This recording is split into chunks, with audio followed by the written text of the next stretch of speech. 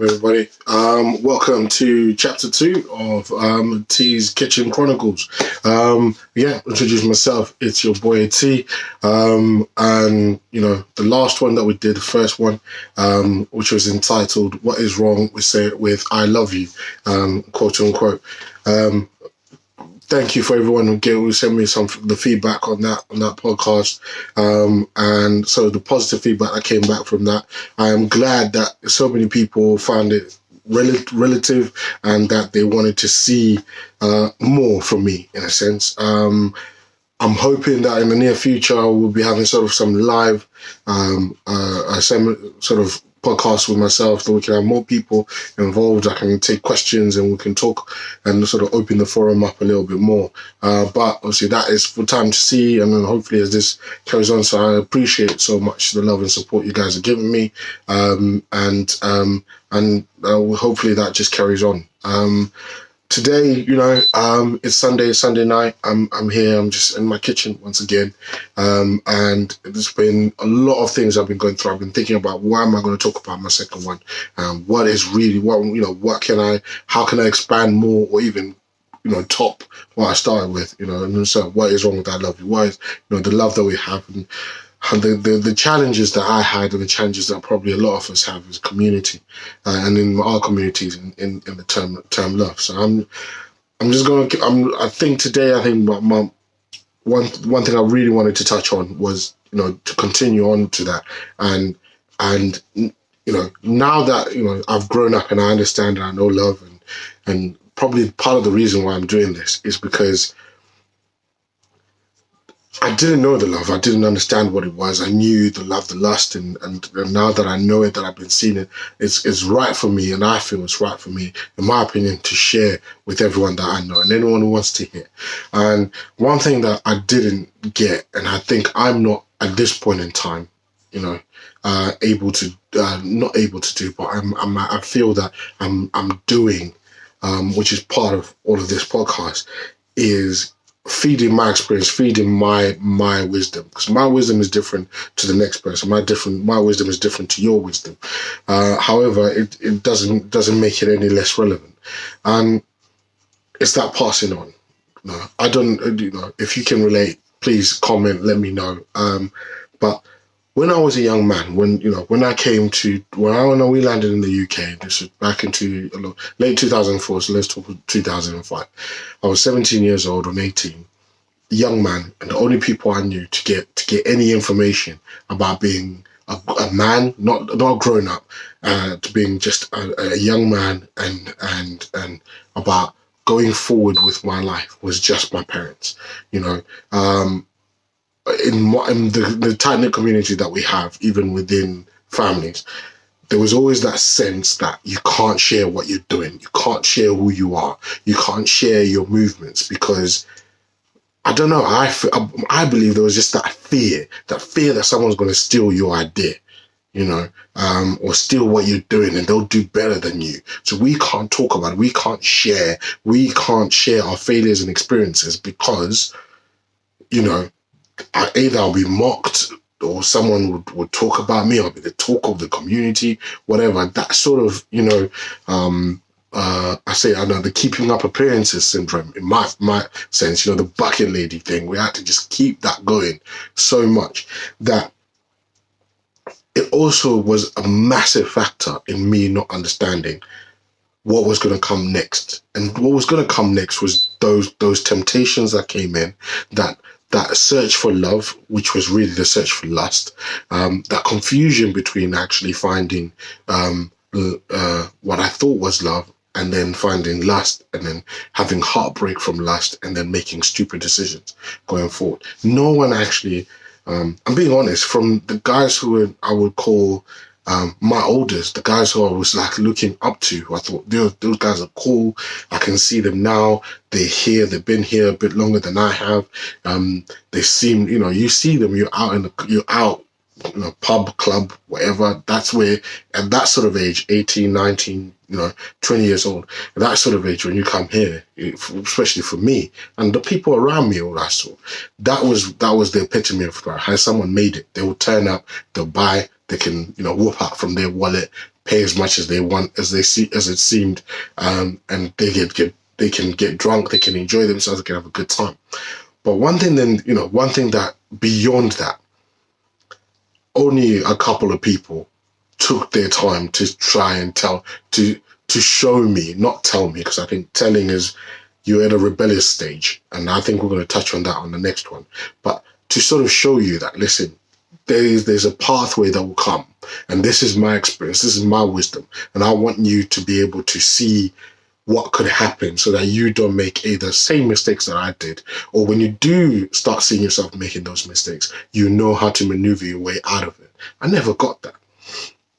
Really, to be fair, I had to figure it out on my own. Now, would I say that I'm lucky or blessed? Probably, very much so, that I've got my way out of it, but I'm not all the way out of it. I'm not saying I've got regrets, because I try not to live with regrets. Those are experiences, in my opinion. They're experiences. They're part of the wisdom that I have. But if I can tell somebody or help somebody not to make the same ones, or when they see themselves and say, how did you get out of them a lot quicker than I did, so that you can find yourself moving forward. My sister asked me, I need to talk about finances, I need to talk about marriage, I need to talk about, that is all part of this, and I'm just going to try and compress it in a short space of time right now. But I will expand as time goes on, and hopefully we'll have more, and we can have questions that come along. But I think that was a massive factor at the time at that time of my life when I was very young. I had no guidance. As a firstborn child, I have younger siblings who probably were looking up to me. But the ones I was looking at who were not giving me that sort of support and guidance and saying, look, this is what you need to do. Look at yourself. Don't do these mistakes. Were not giving me that sort of guidance. They were looking at me, and I remember at a sort of 18, 19 years, probably 18, 19 at the time. I loved the time, I don't look in right now, but I used to love to dance, man. And when I found the freedom to be able to do so, I look at my son right now, he is exactly the same. But probably why I'm able to do this, I was a bit of a showman, probably a bit of a public speaker.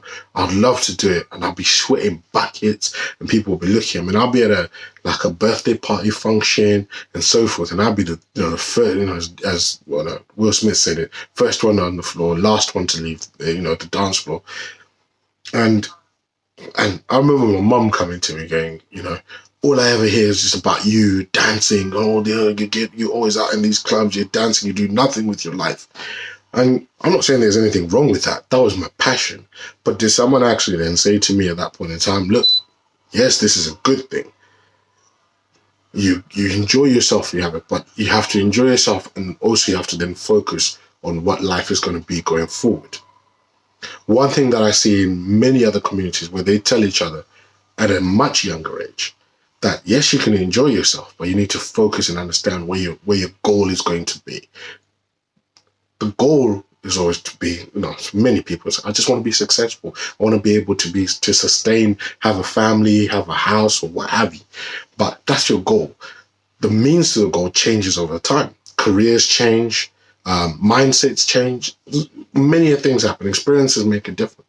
But for those who've got a bit of structure as they grow up, and from what I've seen, and the ones I've worked with, we then tend to think that, because they're of a certain creed and color, they've got it easy. But I think, yes, they've got it easy because in their communities, they're able to converse and talk. They're able to, as there's a systematic culture within them, and I say a culture within them that says, right, when you get to a certain point, you get able to share what you know, right? We've got people like, you hear about politicians. Nigel Farage is one of those ones. Stockbroker. But you actually look at his history. His family was in stockbroking. His dad was in stockbroking. How does one find out that is a lucrative way to get into one point to then move you to another at that point in time? It's because those sort of things were talked about.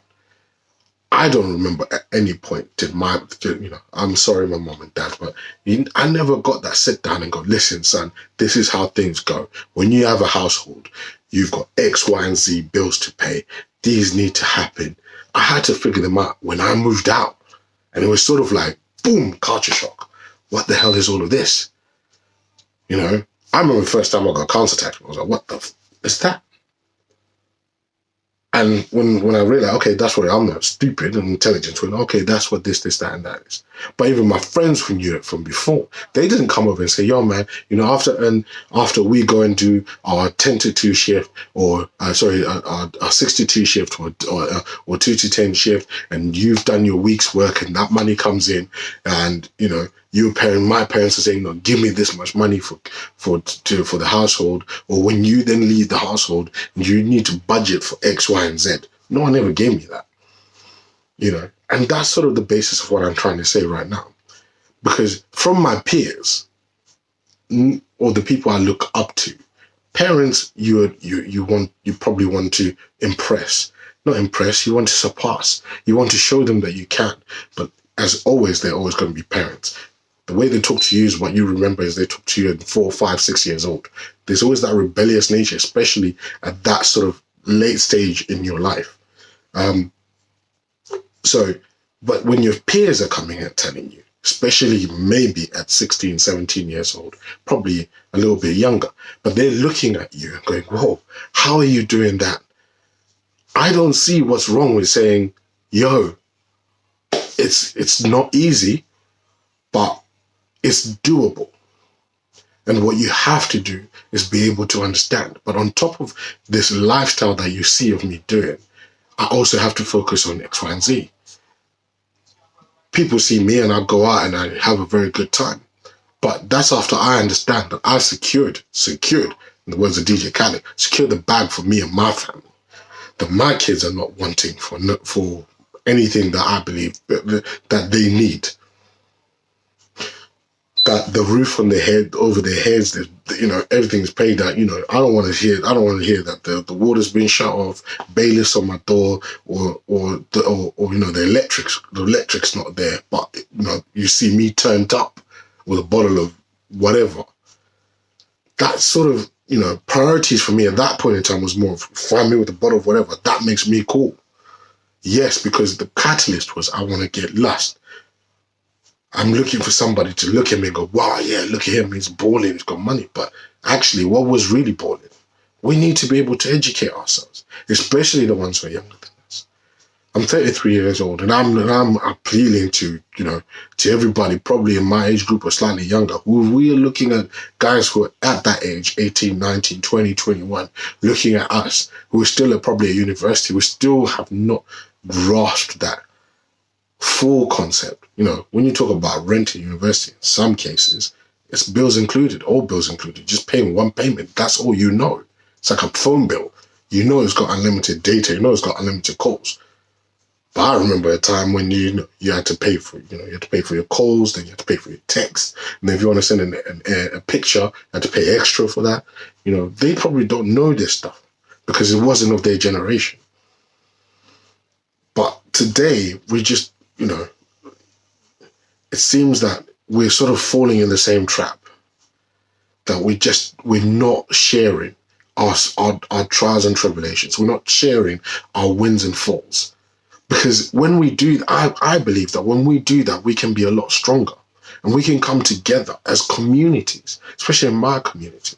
I've got my brother-in-laws and cousins that we, you know, brother and sister, and sometimes when we converse and we talk about moving things forward and doing some things for ourselves, I think the ideas that we come up with are so solid and so great, but there is this instillment in us that we can't share.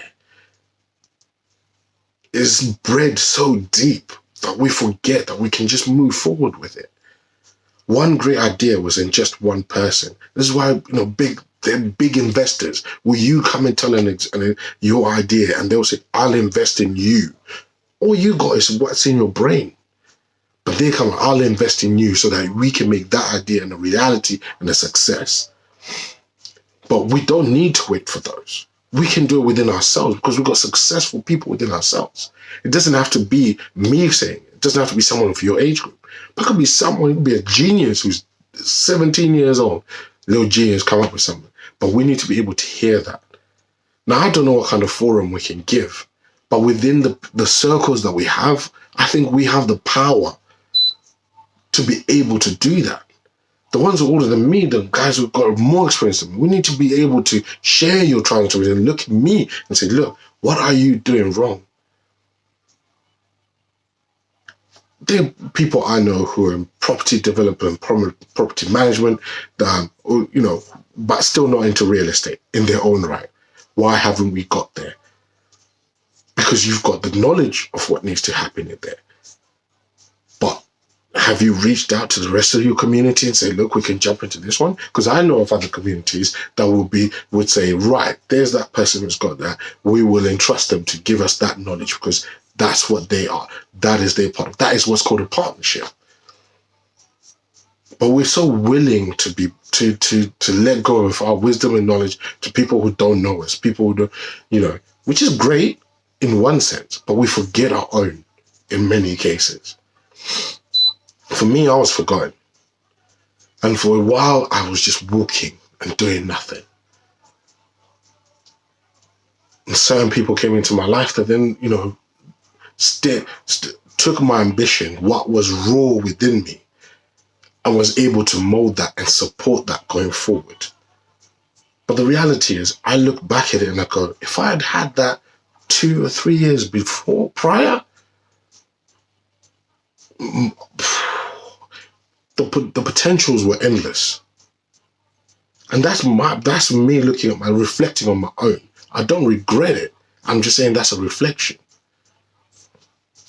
I haven't been perfect. I haven't been able to do that because I've been searching myself. But I think now in hindsight, I look back at it and I go, I could have done better for the ones that are younger than me, for my own siblings. But it's never too late. We can start today and we can and see trends and so forth, and see trends that could become tribulations going forward that can be unnecessary. I'm privileged enough at the moment to be seeing my wife. To be seeing my sister, being newly married, and she's planning a wedding for next year. I could be quiet. I could tell her, mine was a long time ago, almost 10 years ago. I could be quiet and go, oh no, because I don't want to say, mine was not as extravagant or so forth. But I can also, I choose to share the bads and the goods from that because it would then help. It would tick a box somewhere. I try to speak to some of my brethren and I talk to them and I say to them in many cases that there are things that we're not told about the society that we're living in. Well, no matter where you are, that sometimes we forget. I talk to my brother-in-laws very frequently, and I say to them,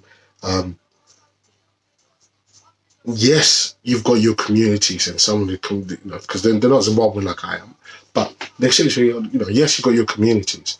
And those communities may not always, they all have just one thing in common. It's weird. Is it an African sort of thing? Is that what we've now created as our culture?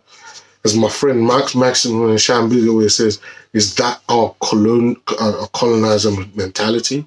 That it's about me and me our own. If I make it really high, if everyone thinks I've done really, really good, I'm not supposed to share that because if there are too many of us, it becomes the common. No, if there's more of us, it doesn't become the common. It means that we can empower the next to be even better. And then the generations that we then call our children will be even in a much better position. Maybe because now I'm a father, I look at it differently. Now that I look at my own kids and I want them to live in a world where they have every opportunity, every single opportunity that they can have, and that they can hear not just from me as their parent, but from their older cousins, siblings, friends, and even those that they look up to say, look, you're going that way, but you shouldn't really be going that way. Or when you go down this route, there's a route of going this way. I'll probably put a final note on it. A final note on it. 2004, 2005. The reality was there was always a belief that when a certain point we'll return, my whole family will return back to Zimbabwe. We have a massive house, big whatever. We have this first class education, and we'll all be doing, the whole family will be full of doctors, what have you. But in all of that, I have found success without going through the routes that everyone's gone through. In my own right, I'm not a millionaire. I'm not going to lie to say that I am. My ambition will probably be to be in a position where I don't have to worry too much. But there's always going to be worry. I know that. But one thing that I saw at the time, and what I see now that I didn't see at the time, I didn't have to go to university to get to where I am now. I realized that in this first world, you don't have to get to that point. You don't have to you don't have to reach whatever goal you need to go to, but you need to know what you want to get to. One thing I knew that I wanted to do was what I'm doing now, in a sense, which is sales, marketing, and I wanted to get into sort of upper management of that. That's me. But my siblings have gone through this. My cousins have gone through the higher education, have gone through university, and they're doing very well, and I'm so proud of that. But they had that focus. What I'm saying is, for my other younger siblings, or second cousins as they call it, I remember telling one and said, right, what path are you thinking? Great, that's your path. You don't have to conform to, you have to be a doctor when no one actually believes you're successful. You have to be, you have to be doing medicine, because that's what Africans think. Oh, you're doing medicine, you're doing all right. But I mean, there are many other professions that we can all tap into in this first world, because as long as you have in this first one the ability and ambition to work, you can achieve whatever. We're seeing it today. People are getting famous for being on Instagram. People are getting money for being on TikTok and being influencers. The world has changed, and we need to embrace that and understand that. But we need to steer each other in the right way. The way I wasn't steered, but we need to steer that way. And I believe it's an important factor within each other's peers, but those who are older and younger, that we need to be able to understand each other's wisdoms and share the love. Because instead of just being, I'm succeeding, we need to say we're all succeeding. Because when we're all succeeding, we are much stronger. As a Zimbabwean, as an African, we know that together we found independence in our own borders. Borders created by not us, but we found the independence within each other. And I think that is the most important thing, is that we did that and then we forgot about it. What is your culture? What is our culture? Let's create one that then empowers the next. Because the next could be your children. You don't go and be in retirement trying to teach them. Because trust me, as you did as well, for those who are in the same age groups, as you did as well, you didn't listen until you then look at it in hindsight. But if you know that was your older brother, if it was your cousin, if it was your friend, or the dude you see rocking saying, yo, and you think, yo, big bro, I want to know what you do. Tell him. Because truth is, that wisdom, even in its in minute infancy, may just help them to a point that you don't know.